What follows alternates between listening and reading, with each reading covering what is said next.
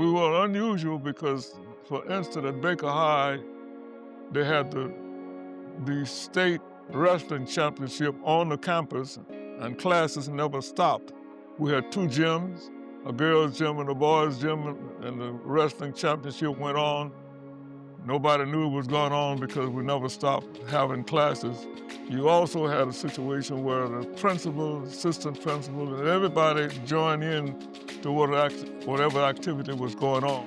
For instance, Baker had the Billy Brown relays, which were one of the largest track meets in the state.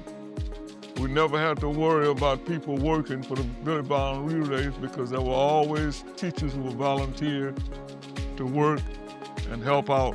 I worked for some years with Coach Stringer once he came to the campus, and I would work with the distant runners and do certain things like that. But it was a beautiful situation because we were always victorious in whatever we got into. Everybody enjoyed what we did. I remember one year in the track, we won the state championship in 89, 88, 89. They should have won it the year before because in the final run of the mile relay, the baton was dropped by one of our men, and of course we lost that year. The next year we won the championship. In 90, they should have won again, but one of our star runners pulled a muscle warming up after the regional, and of course we ended up second place. The years before Coach Springer came to Baker,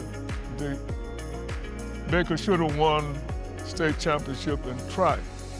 They sent 4 men to the state championship, and they scored in everything that they ran. One thing that kept them from winning, Hokie Gajan, one of our stars, should have ran the 200.